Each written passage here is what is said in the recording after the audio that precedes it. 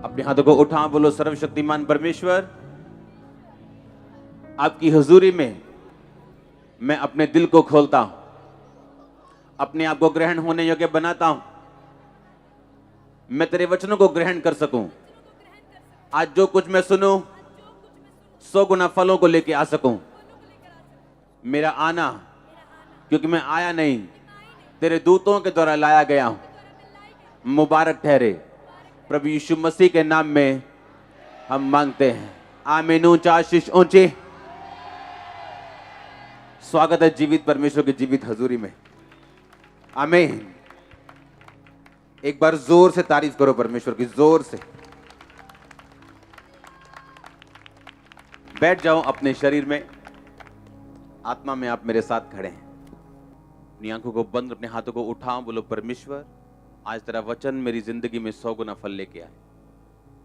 मांगो अपने हाथों को उठा के,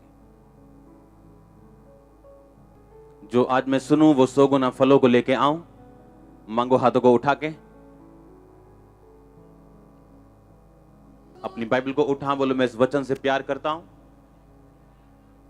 ये वचन मेरे शुद्ध रहने का आधार, मैं अपना दिल इस वचनों के लिए खोलता हूं। मांगो अपने हाथों को उठा के अपनी बाइबल समेत, आमीन। अपने पड़ोसी को बोलो तुम्हें परमेश्वर की जरूरत है। तुम खड़े हो या गिरे हो, दोनों सूरतों में तुम्हें परमेश्वर की जरूरत है, आमीन। जो हमने देखा पिछले दिनों में ऑस्ट्रेलिया में, हां, ऐसा मुल्क है वो जो ये कहता था कि हमारा कोई दुश्मन हमारे आसपास नहीं है। इंडिया से 2 गुना उसका क्षेत्रफल है, उसका एरिया है, और पंजाब से भी कम आबादी है। फुल लैंड है, फुल ब्लेसिंग है, सबसे दुनिया के सुंदर बीच हैं, सबसे अच्छी इकोनॉमी में से एक इकोनॉमी है, कोई विरोध नहीं है, कोई प्रॉब्लम नहीं। और वहां लोग ढीले हो गए थे जब आग लगी पूरे ऑस्ट्रेलिया में। कहते हमने आज तक ऐसी प्रार्थना कभी नहीं की जैसी अब की। कितने मेरी बात को समझ रहे हैं? इसका मतलब हमें एक बात समझनी चाहिए कि अपनी लाइफ के लोएस्ट पॉइंट पे हमें परमेश्वर की जरूरत है, और अपने हाईएस्ट पॉइंट पे भी हमें परमेश्वर की जरूरत है। बाइबल भरी बड़ी इन घटनाओं से बड़े बड़े देशों के साथ जो होती थी, और परमेश्वर यह साबित करता था कि तुम जितने मर्जी ऊंचे हो या जितने मर्जी लो हो, तुम्हें हमेशा मेरी जरूरत है। हालेलुया। यह बात साबित करती है कि हमें परमेश्वर की जरूरत है अपनी लाइफ के हर पॉइंट पे। बोलो अपने पड़ोसी को तुम्हें परमेश्वर की जरूरत है।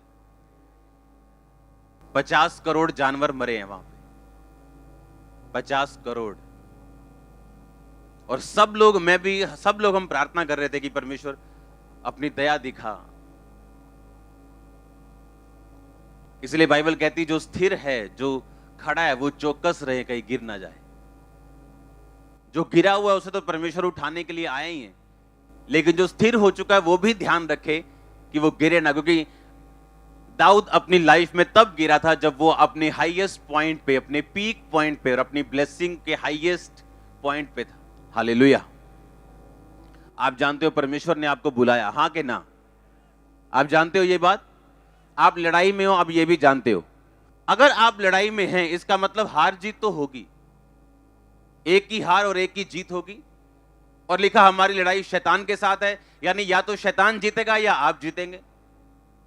बाइबल कहती है, परमेश्वर ने कहा, इफ्सियों में मैं पढ़ूंगा नहीं उस वचन को, कि मैं आगे कुछ वचनों को पढ़ना चाहता हूं। उसमें लिखा परमेश्वर के सारे हथियार बांध लो ताकि तुम बुरे दिनों का क्या कर सको? सामना कर सको।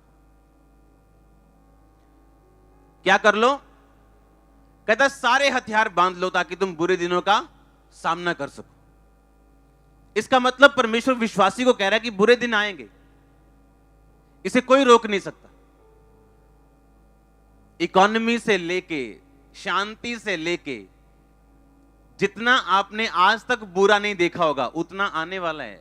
आप देखो, बुरे से बुरा टाइम आने वाला है इकोनॉमी में, हर जगह आप देखोगे। पर करें क्या फिर? मसीही लोग चमकेंगे, ये बात श्योर है। उसका रीजन ये है क्योंकि हमारी ब्लेसिंग इस बात पे डिपेंड नहीं करती कि शहर में क्या चल रहा है, वो इस बात पे डिपेंड करती है क्या हम वचन के ऊपर खड़े हैं या नहीं खड़े। मैंने एक बात बताई थी कि फॉरेन में लोग बोलते थे चर्चें बिक रही हैं और वहां पे बार बनाए जा रहे हैं। अरे वो चर्चें वो नहीं जो हमारे जैसी चर्चें, वो दूसरी चर्चें जो 14 से चली आ रही थी, कोई बेदारी नहीं है, कोई काम नहीं हो रहा, होली स्पिरिट का आधा घंटे में चर्चें खत्म हो जाती, वो चर्चों की बात हो रही, बिल्डिंग्स की बात हो रही, ऐसी चर्चों की बात नहीं हो रही। अगर आप डाटा दुनिया का उठा के देखो तो सबसे ज्यादा दुनिया में जो फॉलो करने वाले लोग हैं वो यीशु मसीह को फॉलो करने वाले लोग सबसे ज्यादा है। हर तीसरा बंदा दुनिया में यीशु मसीह को फॉलो कर रहा है। और आप जानते हो ये बेदारी इतनी बढ़ने वाली है, क्यों? क्योंकि इतना बुरा टाइम आने वाला है लोगों के ऊपर, देशों के ऊपर इतना बुरा आने वाला है, क्योंकि जितना ये बुरा आएगा लोग उतना परमेश्वर की ओर भागेंगे और इसको कोई रोक नहीं सकता। इसको प्रेयर्स भी रोक नहीं सकती। प्रेयर्स आपको सुरक्षित रखेंगी, आपको बलवंत रखेंगी, आपको स्ट्रांग रखेंगी, आपको आगे रखेंगी। That's it. लेकिन अगर आपको पूरी दुनिया में शांति आ जाए या पूरी दुनिया में कुछ ऐसा हो जाए, पूरी दुनिया खुशहाल हो जाए, ये होने वाला अब नहीं है। अब ये बुरा होगा। और आप नोट करना, और परमेश्वर ने अपने लोगों को बोला, क्योंकि मैंने एक फैसला किया है आपको इक्विप करने का, आपको हथियारों से लैस करने का, ताकि जो समय आपके पड़ोसी पे आया और वो मारा गया, ये आपके साथ नहीं होगा। बाइबल बताती जहां जहां भी परमेश्वर ने आत्मिक लोगों को, आत्मिक चर्चों को खड़ा किया है, वहां वहां परमेश्वर ने अपने लोगों को बचाया है और अपनी इच्छा वहां पे जाहिर की है, अपना आने वाला समय बताया है, लोगों को पहले से बताया कि तुम्हें कैसे तैयार रहना है आने वाले टाइम में बचने के लिए और स्ट्रांग रहने के लिए, ताकि तुम उन लोगों के साथ ना मरो और तुम उन लोगों के साथ सफर ना करो। बाइबल कहती है अकाल पड़ा और इसहाक ने 100 गुना फल लाया, क्योंकि इसहाक परमेश्वर की आवाज को सुन रहा था। बाइबल कहती अभी अकाल बढ़ने वाले हैं, ये कम होने वाले नहीं, लेकिन अगर आप परमेश्वर की आवाज सुनोगे तो आपको कोई मतलब नहीं आपके आसपास क्या हो रहा है। आप प्रार्थना करोगे देश के लिए, प्रार्थना करोगे सरकार के लिए, प्रार्थना करोगे लोगों के लिए, मदद भी करोगे, सब कुछ करोगे, लेकिन वो चीजों को रोक नहीं पाओगे, लेकिन खुद बच पाओगे अगर परमेश्वर के वचनों पे चलोगे तो। आमीन। याद रखो, परमेश्वर ने कहा सारे हथियार बांध लो। इसका मतलब यह है कि मसीह में आने के बाद अभी काम खत्म नहीं हुआ। अब मैं मसीह में तो आ गया, अब परमेश्वर ने कहा अब तुम परमेश्वर के सारे हथियार क्या करो, बांध लो। इसका मतलब अगला स्टेप मुझे यह लेना है कि चर्च आने के बाद, क्रिश्चियनिटी में आने के बाद, प्रभु को ग्रहण करने के बाद, बपतिस्मा लेने के बाद, अब मुझे हथियारों से लैस होना है, आत्मिक हथियारों से, ताकि आने वाले दिनों का सामना मैं करके सब कुछ पूरा करके स्थिर रह सकूं और अपनी गवाही को बना के रख सकूं। जब इकोनॉमी और डाउन लोगों की होती है, अगर आप देशों को देखो, अमेरिका में देखो, तो आज से कुछ दशकों पहले, 50-60 साल नहीं, काफी दशकों पहले एक ऐसा टाइम आया था जब वहां की इकोनॉमी इतनी खराब हो गई थी कि लोगों ने खाने के लिए मॉल लूटने शुरू किए थे, दुकानें लूटने शुरू की थी, गाड़ियां लूट रहे थे लोग खाने के लिए। अमेरिका में की बात कर रहा हूं। आपको तैयार रहना है कि आप बुरे दिनों का सामना करके सब कुछ पूरा करके क्या रह सके, स्थिर रह सके। हालेलुया। और परमेश्वर ने कहा मैं तुम्हें हथियार दूंगा। क्या दूंगा मैं? ताकि तुम पूरा सब कुछ सामना करके, पूरा करके क्या रह सको, स्थिर रह सको, तुम स्ट्रांग रह सको। जब अकाल पड़ा था, बाइबल ये ऐसा कहती है कि परमेश्वर ने एलिया के लिए खाने का इंतजाम कौओं से कराया था, क्रो से, जो काऊ काऊ करता है। हां, वो तो चुराने वाला जीव है। एक ढाबे पे बैठा था मैं, आज से 10-15 साल पहले की बात है। वो ढाबे वाला मालिक आया, बंदूक लेके बढ़ती था, बहुत जोर से चलाई, उसको जितने भी कां थे उसको वो तंग कर रहे थे। वो चुराने वाला जीव है, देने वाला नहीं। पर बाइबल कहती एलिया को उसने दिया, क्योंकि एलिया किसके वचनों पे चल रहा था।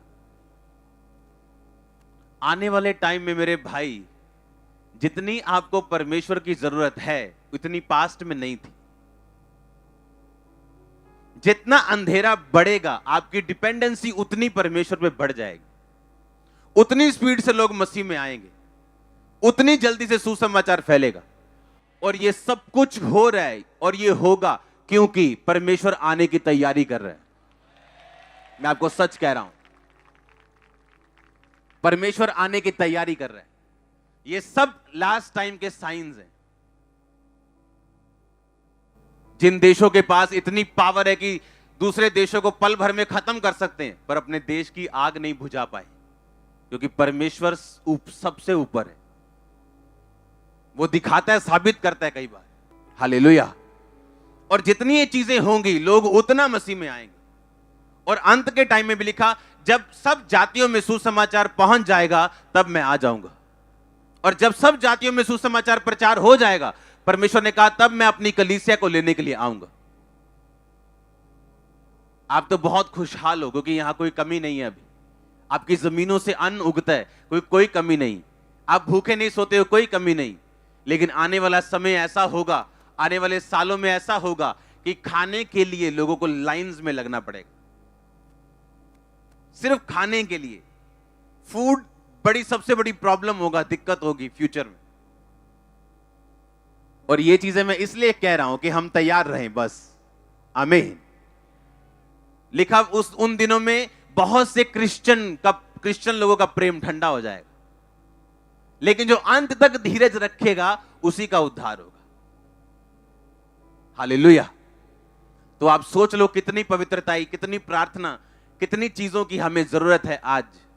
अगर हम अपने आप को तैयार करेंगे तो सफर नहीं करेंगे उन लोगों की तरह जो बिना मसीह के करते हैं। आमीन।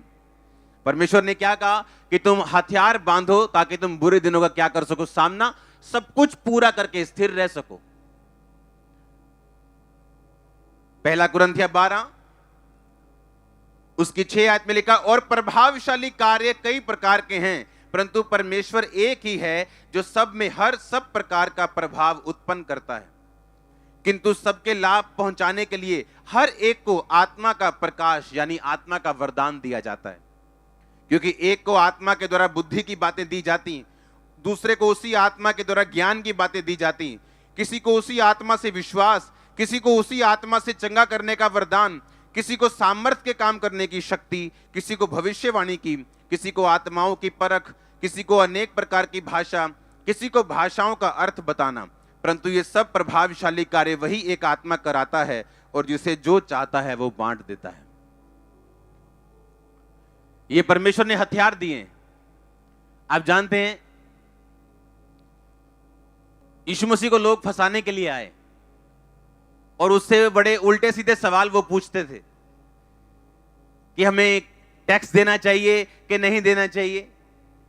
अब बता, जो तू चंगाई करता है ये किस अधिकार से करता है? तो परमेश्वर ने कहा, मैं भी तुम्हें क्वेश्चन पूछना चाहता हूं, क्योंकि अगर परमेश्वर कहता टैक्स देना चाहिए तो यहूदी लोग नाराज हो जाते। क्यों? क्योंकि रोमन सरकार ओवर टैक्स लेती थी उनसे। अगर वो कहता नहीं देना चाहिए तो यह भी बाइबल के खिलाफ होता कि जिस स्थान पर तुम रहते हो, बाइबल कहती उस गवर्नमेंट की आज्ञाओं को मानो। अब उन्होंने हां या ना में फंसाने की कोशिश की, पर यीशु मसीह फंसे नहीं। कहते मैं उत्तर दूंगा, पहले तुम बताओ यूहन्ना का बपतिस्मा स्वर्ग की ओर से था या नहीं? अब वो फंस गए। कैसे?